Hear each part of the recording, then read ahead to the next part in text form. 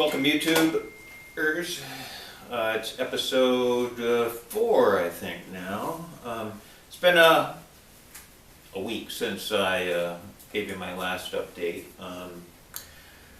Since then, the frame is off to the powder coaters, so maybe another couple days and we'll get that back.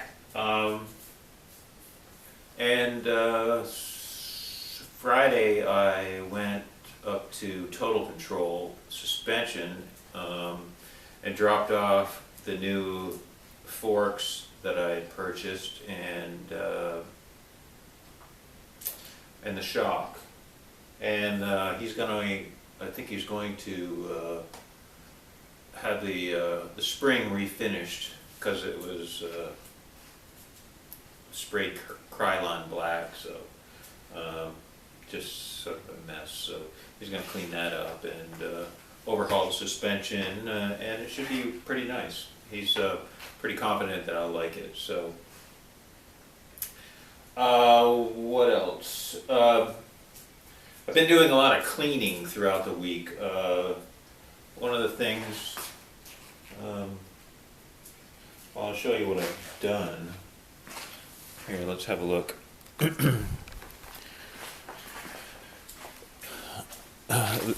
Ignore these forks. These are from a 2003. So here's the swing arm that I cleaned up. And we have linkage pieces over here. And here's the big dog bone thing. Turned out pretty nice. Here's the chain blocks. So we had some really nasty looking graphics. Well, they were just like a bunch of stickers, but they were on there so long that they they sort of got really brittle, and they were like impossible to peel off, like in less than like 1,000 pieces. So I just put paint stripper on them, and then I was able to like clean them off, but that took off the silver paint that was on the swing arm, so I just put some more back on. So it turned out pretty nice, I think. I'm pretty happy with it, and I've got some plastic inserts for the chain guide, and also a new chain slider on the way too. Other than that, this is pretty good. One of the things I'm a little concerned about that I haven't addressed, maybe I'll look at that today, is whether those adjuster bolts are going to come out.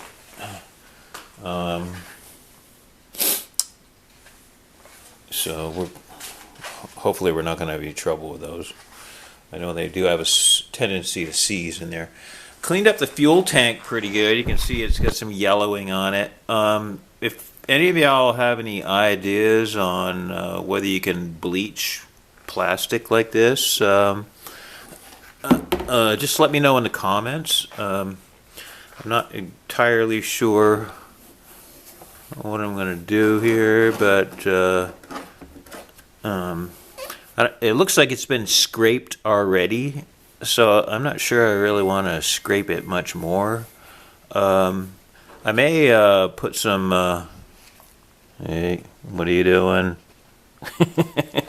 Get out of there. I may put some like 200 or something grit sandpaper in my sander and see if I can clean off some of that yellowing and make it look presentable again. So we'll see what happens there. But let me know if you have any ideas or if you have any experience. Let's see. Oh, so I think it was Wednesday. I bead blasted the engine. The engine was just totally covered in crud.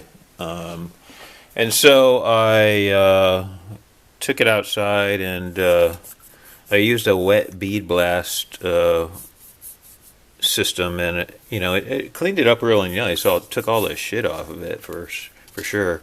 And then I started opening it up, and I really wanted to see what was going on inside the engine. But before we talk about the engine, let's talk about the triple clamps, because y'all know that I I had to cut the steering stem after the threads were destroyed.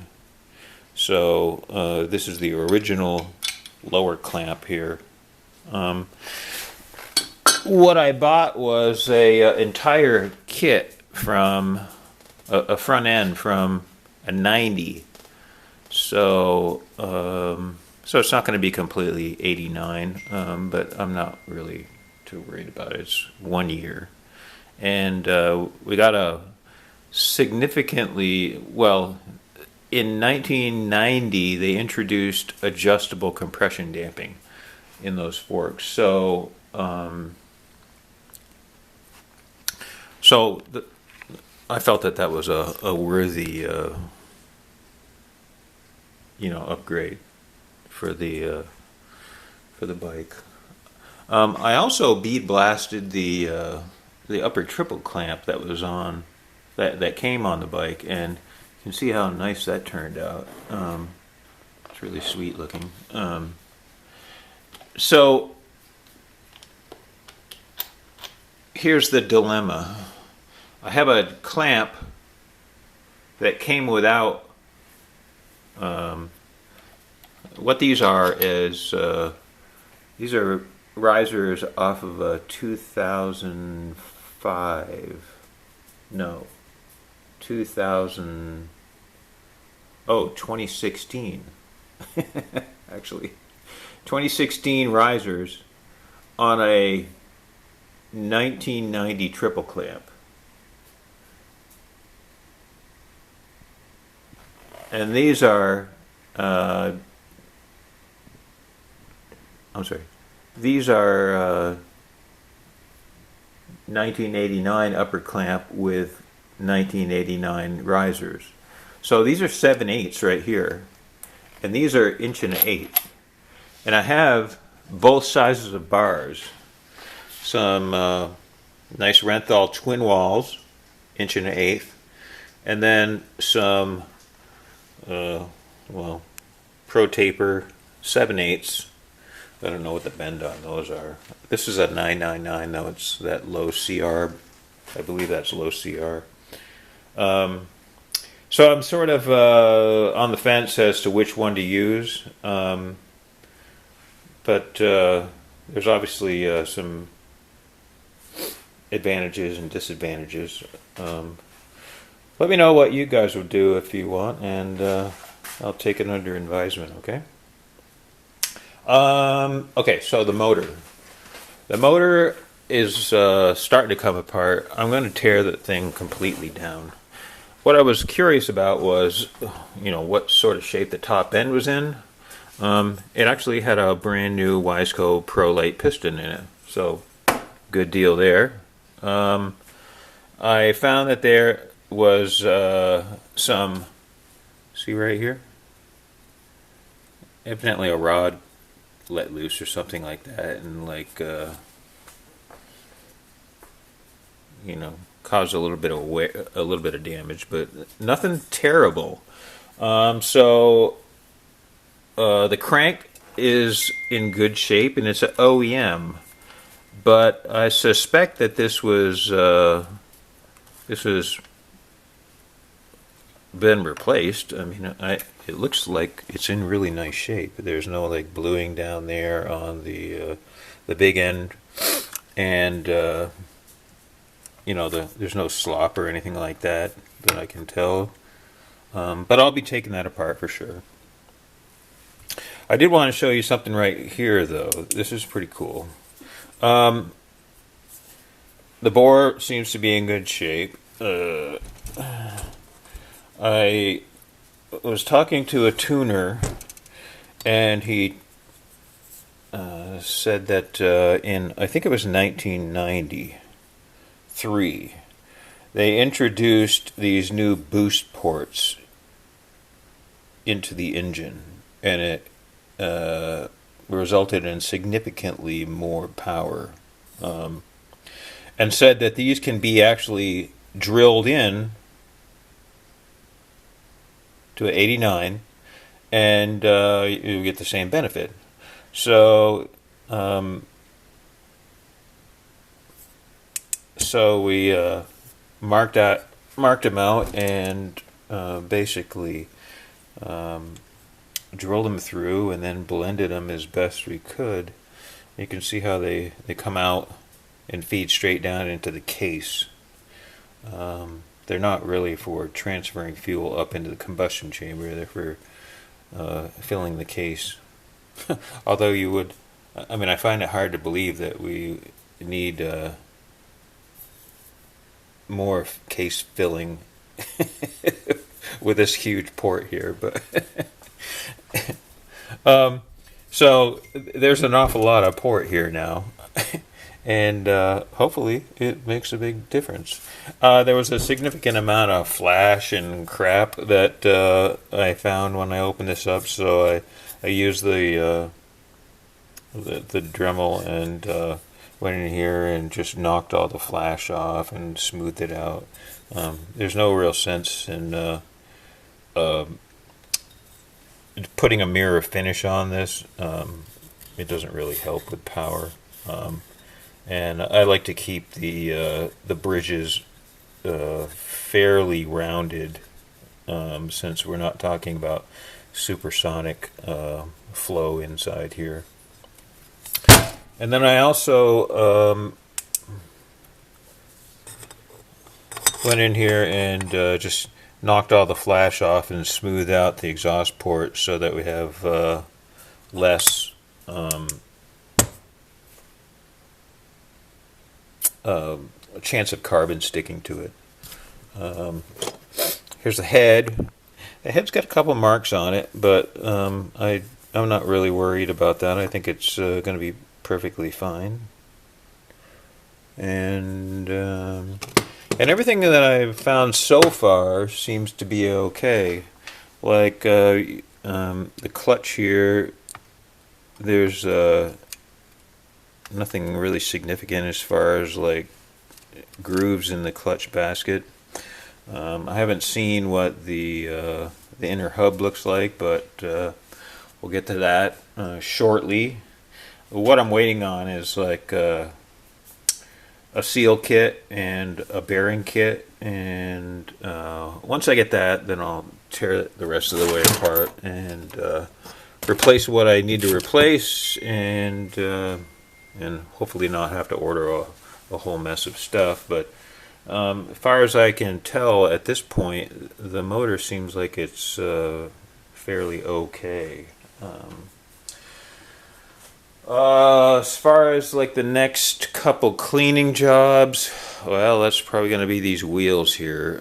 I do have a set of spokes on the way for both wheels from Buchanan, so shout out to those guys. They hooked me up pretty nice as far as like a set of spokes, and should be well, they should be able to be trued up and look just as like new. So I'm eagerly awaiting their arrival, but they're pretty messy. The front not quite as bad as the rear. It looks like we have a lot of crap on here that's just, you know, I preach about like cleaning your bike all the time, and one of the reasons why is that when you leave mud on a wheel like this, it's well, a lot of soils are acidic and a lot of soils are alkaline, and like when you do that, it just corrodes the surface of the wheel. This isn't really terribly bad. I haven't really cleaned these that. I haven't tried to clean them except let's see, yeah, right here.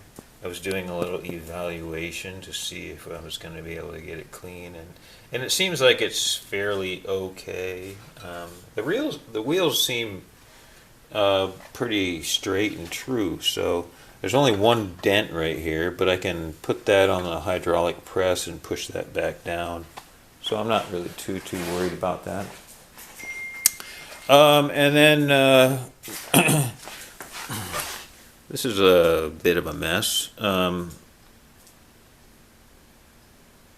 it look? Huh? Yeah? Okay. So I'm gonna probably have to do some cleaning up of this, get all the rust off. And I'm not sure if I'm gonna like hit it with muriatic acid to clean all the rust off, or phosphoric acid, or just go out with the gator pad, which is like a rotary Scotch-Brite that you put on your grinder, and it'll buzz all that stuff off too. So, or maybe a combination of the both. Who knows? But there's no cracks. A couple dents. I may have to fashion up some plugs and see if I can get those to push back out or not. They're not terribly big though, so but I'll probably do my best to make it look at least 90%. So that's about it, I think, for right now. Oh, one thing, and I know y'all are going to be very disappointed when I show you this.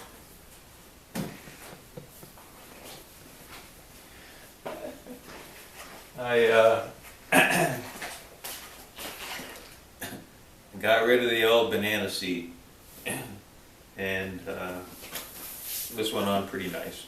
So I'm pretty happy with the way it turned out, and it should look real sweet once it gets installed. But that's going to be a while from now for sure. So anyway, hope you enjoyed. Comment, like, and let me know what your thoughts are on the triple clamps, handlebars, and the gas tank. Okay, thanks.